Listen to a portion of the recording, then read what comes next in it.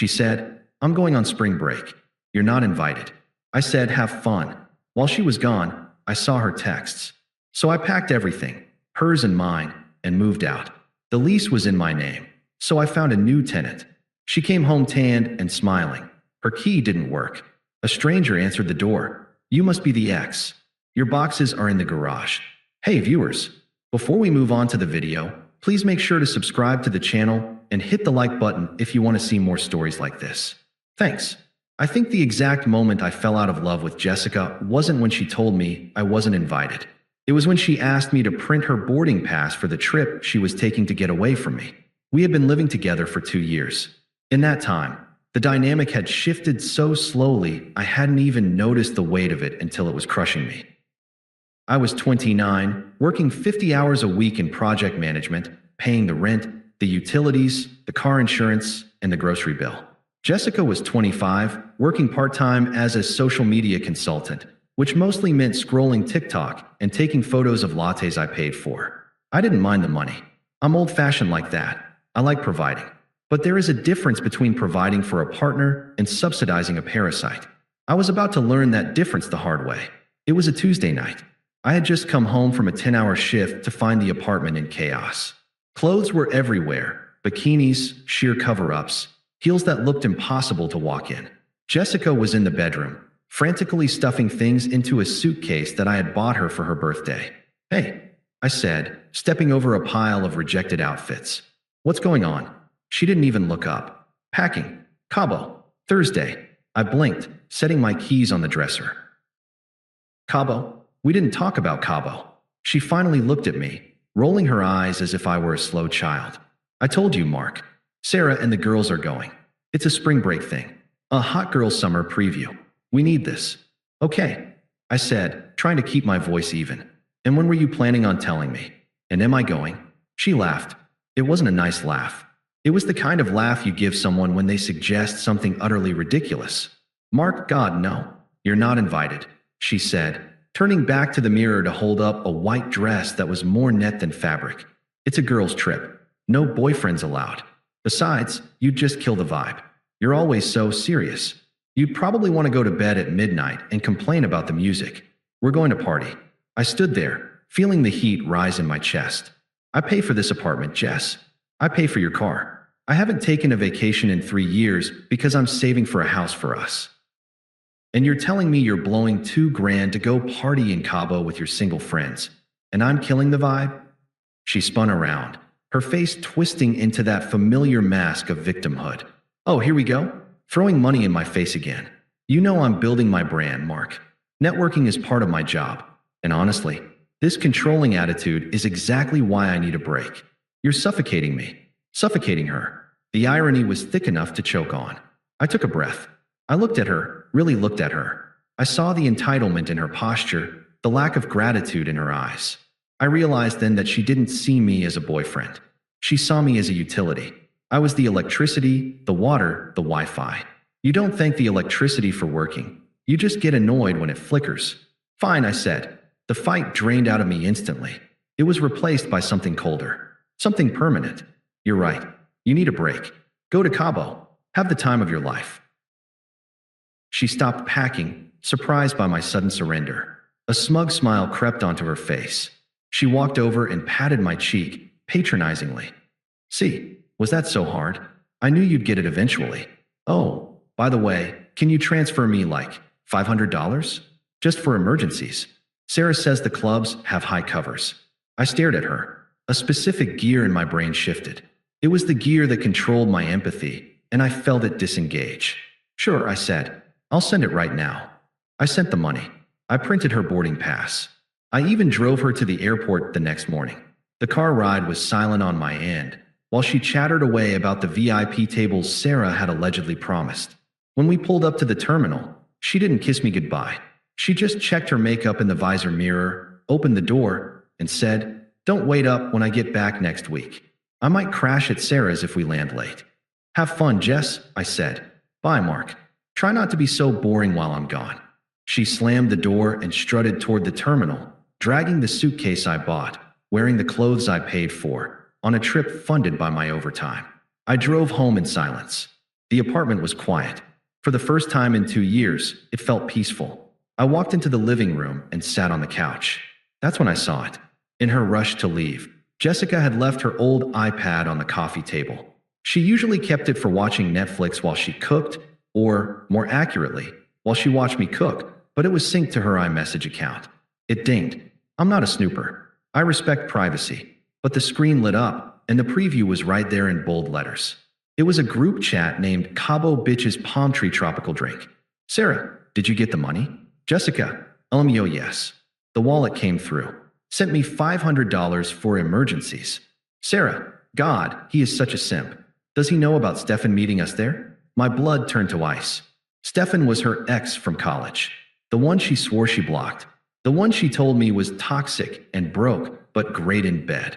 Jessica, hell no. He thinks I'm going to find myself. Rolling on the floor laughing, I told him he's too boring to come. Imagine bringing Mark to a club? He'd just stand there looking like a dad. I need a week off from playing house with him. I need to get messy.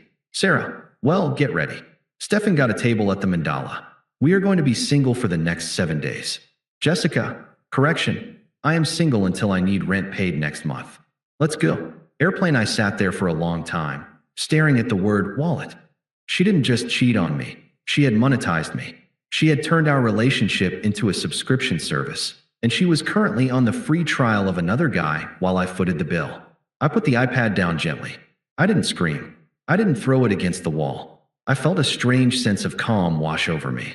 It was the clarity of a man who finally realizes the building is burning and knows exactly where the exit is. I looked around the apartment. The lease was in my name. The security deposit was from my bank account. The furniture was mine. The TV was mine. Even the plates in the sink were mine. She wanted to be single? She wanted a life without the boring guy who paid for everything? Okay, Jessica, I whispered to the empty room. Proposal accepted. I pulled out my phone and dialed my landlord. Hey, Mr. Henderson? It's Mark. Yeah, everything is fine. Listen, I need to talk to you about the lease. I'm moving out. Today. Mr. Henderson, my landlord, is a grumpy Vietnam vet who generally hates everyone. But he really hated Jessica. She had called him at 11 p.m. once because a light bulb went out, and another time because she saw a spider. When I told him I was leaving and that the rent checks would stop, he didn't panic. He just grunted. Is the girl staying? He asked. No, I said. She can't afford it. And she's not on the lease. It's a clean break. Good, he wheezed. She's a pain in the ass. You want your deposit back. The place better be spotless. It will be. Actually, Mr. Henderson, I have a buddy from the gym looking for a place. His name is Dave. He's quiet, pays cash, and he's an electrician, so he won't call you about light bulbs. Send him over. The logistics were brutally simple. Because I had protected myself financially, keeping everything in my name because Jessica had anxiety about bills. Dismantling our life was as easy as canceling a Netflix subscription. I called Dave. Dave is a brick shithouse of a human being, 6'4", bald, tattooed, and works in high-voltage line repair. He's the nicest guy you'll ever meet, but he looks like he eats barbed wire for breakfast. He'd been crashing on his brother's couch after a bad breakup of his own. The place is yours starting Monday, I told him. But there's a catch. You have to deal with the handover. What handover? My ex is coming back from Cabo next Thursday. She doesn't know I moved out. Dave laughed, a deep rumble. Say less. I'll change the locks on Monday night. I spent the next 3 days erasing my existence. Packing my stuff was easy. Packing her stuff required a level of detachment I didn't know I possessed. I didn't burn her clothes. I didn't cut the heels off her shoes. I didn't do anything that would make me the villain in court. I went to Home Depot and bought 20 heavy-duty cardboard boxes and a roll of black trash bags. I cleared out her closet. The designer dresses I bought her, folded once, then dropped into a box. Her makeup collection that took up the entire bathroom counter, swept into a plastic bin with a calm arm motion. Her shoes, tossed into trash bags. I labeled nothing. By Sunday night, the apartment was unrecognizable. My furniture was in a storage unit. The walls were patched and painted white. The carpets were steam cleaned. The fridge was empty, wiped down with bleach. The only thing left in the entire apartment was a single envelope on the kitchen counter for Dave, containing the garage remote and the mailbox key. I took her boxes, her entire life, and stacked them in the detached garage. It wasn't a climate-controlled garage. It was damp, dusty, and home to a few spiders. I piled them high, right next to where the oil stains were. I locked the garage door. I left the apartment key on the counter. As I walked out that front door for the last time, I didn't feel sad. I checked my phone. I had missed a call from Jessica. Then a text. Jessica, service is trash here. Miss you, babe. Transfer another $200? Sarah wants to get bottle service. Face blowing a kiss, I didn't reply. I got into my truck, blocked her on Venmo, blocked her on Cash App, and drove to my new life. I wasn't there to see it, but Dave filled me in later. The mental image is something I cherish to this day. It was Thursday afternoon. Jessica arrived in an Uber. She was tan, her hair was braided, and she was visibly hungover. She dragged her suitcase up the walkway, probably expecting me to be waiting at the door like a golden retriever to carry her bags. She got to the door. She dropped her bag. She fished her key out of her purse. She slid it into the lock. It went in, but it didn't turn. She jiggled it. Nothing. She pulled it out, blew on it, and tried again. Still nothing. She started pounding on the door. Mark, wake up. The lock is jammed. Mark. She was probably getting ready to call me and scream about how incompetent I was for letting the lock break while she was gone. Then, the deadbolt slid back with a heavy thunk. The door opened. Standing there wasn't me. It was Dave. He was wearing a grease-stained tank top, eating corn pops out of a mixing bowl, and he filled the entire door frame. Jessica froze. She took a step back, checking the apartment number. Who are you?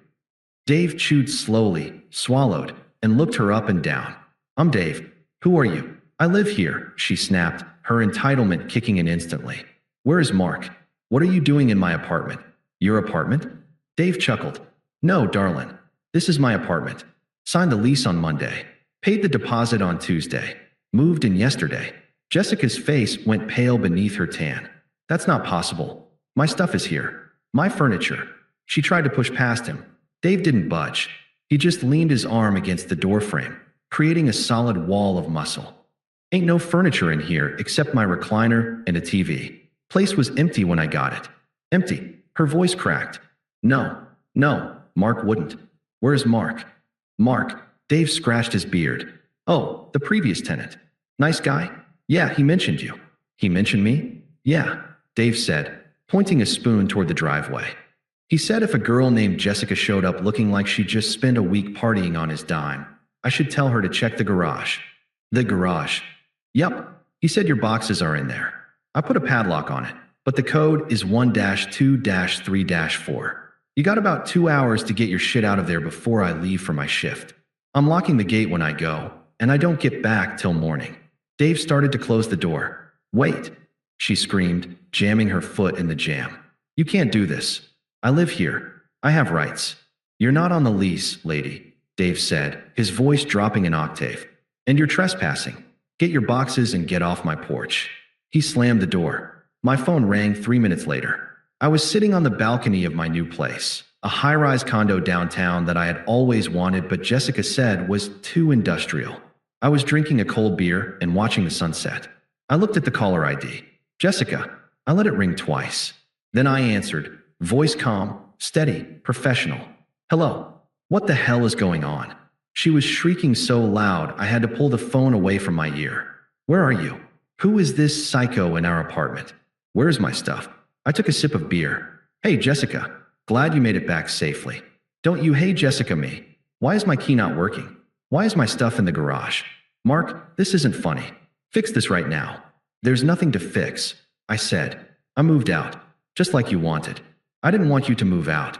I went on vacation. No, I corrected her. You went on a singles trip.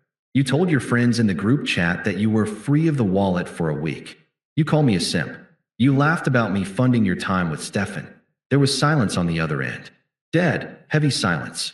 The sound of someone realizing they didn't just burn a bridge, they nuked the island. Ah, you saw that. Her voice was small now, trembling. I saw it. I read every word. The wallet is closed, Jessica. The account is overdrawn. The lease was in my name, so I terminated it. The furniture was mine, so I took it. The only things in that garage are the things you bought with your own money. which, from what I could tell, wasn't much.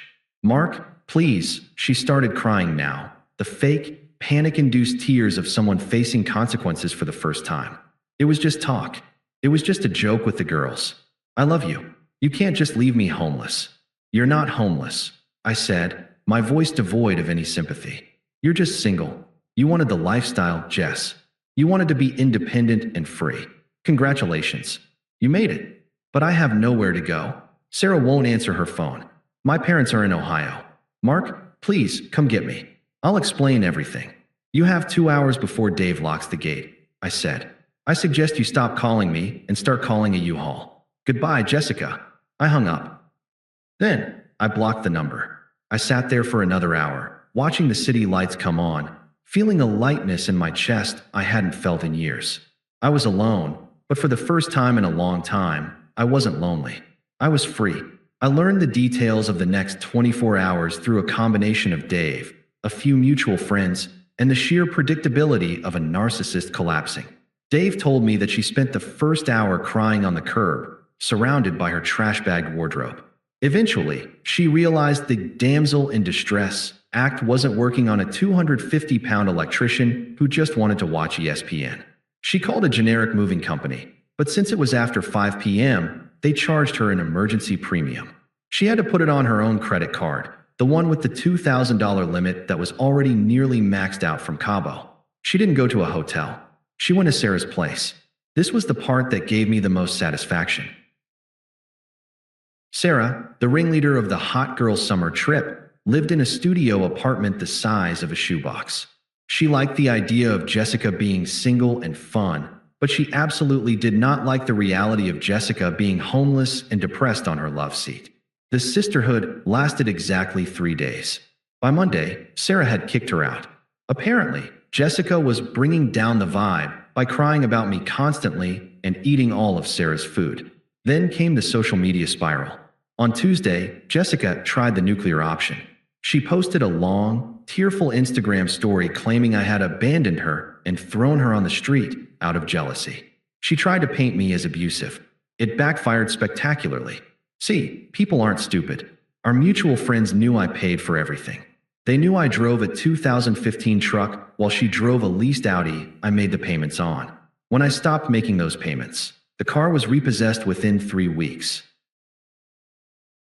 One of my buddies, Mike, replied to her post publicly.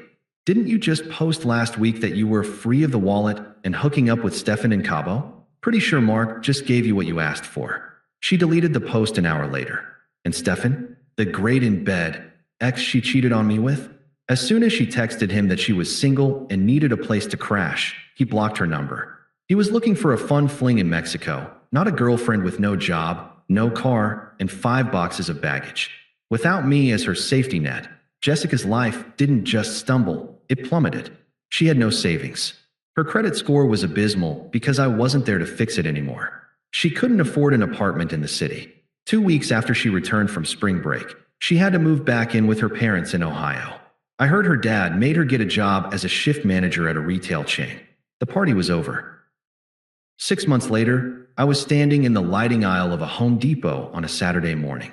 Life was good. Actually, life was incredible. I had used the money I was no longer lighting on fire to upgrade my wardrobe, join a boxing gym, and invest in a new condo. I was down 20 pounds, my skin was clear, and my bank account was growing. I wasn't alone. I was with Claire. Claire was everything Jessica wasn't. She was an architect, successful, grounded, and fiercely independent. We were looking at pendant lights for our kitchen, not because I was paying for it, but because we were splitting the renovation costs on a place we bought together. What do you think of the matte black? Claire asked, holding up a fixture. Too modern. It's perfect, I smiled. Matches the... I stopped. Coming down the aisle, pushing a cart with a broken wheel, was a woman who looked vaguely familiar. She was wearing sweatpants that were stained at the knee and a faded hoodie. Her roots had grown out, showing dark brown against the harsh, brassy blonde dye job that was months old. She looked tired, worn down. It took me a second to realize it was Jessica. She looked up and saw me. She froze. Her eyes went wide, scanning me from my new boots to the expensive watch on my wrist, and finally to Claire, who looked like $1,000,000 in simple jeans and a blazer. Jessica dropped her hand from the cart. Mark, I didn't panic. My heart didn't even race. I just felt bored. Hello, Jessica, I said. My tone was polite, distant, the same tone I'd use for a cashier. She took a step forward, ignoring Claire completely. A desperate, fake smile plastered itself onto her face. Wow, you look amazing. I heard you stayed in the city. I did. I'm back for the weekend, she said quickly, the words tumbling out. Visiting Sarah? Well, trying to. She's being weird. Look, Mark, I've been thinking about you so much. Ohio is a nightmare. I've really grown a lot. I realized I was immature back then. I was just confused. She reached out, trying to touch my arm. I took a smooth step back, putting myself out of reach. I'm glad you're growing, Jessica, I said. Can we grab coffee? She asked, her voice pitching up, desperate. Just to talk? I feel like we never got closure. I made a mistake, Mark. A huge mistake. I miss us. I miss your cooking. I miss how safe you made me feel. Claire, bless her, didn't say a word. She just watched, eyebrow raised, sensing she didn't need to intervene. I looked at Jessica. I saw the manipulation. I saw the panic of a woman who had realized the grass wasn't greener. It was scorched earth. She didn't miss me. She missed the lifestyle I provided. She missed the wallet. We don't need closure, I said calmly. You closed the door when you got on that plane to Cabo. I just locked it behind you. But I can fix it, she pleaded, tears forming in her eyes. I'm sorry. I'll do anything. Please, Mark. Just one coffee. I looked at Claire. Ready to go? I think we're done here. Yep, Claire said, looping her arm through mine. I looked back at Jessica one last time. I didn't smile. I didn't frown. I just looked at her like she was a stranger. There's no us to fix, Jessica. You wanted a life where you didn't have to answer to me. You have it. Enjoy it. We turned our cart and walked away. Mark, she called out behind us, her voice cracking. Mark, please. I didn't look back.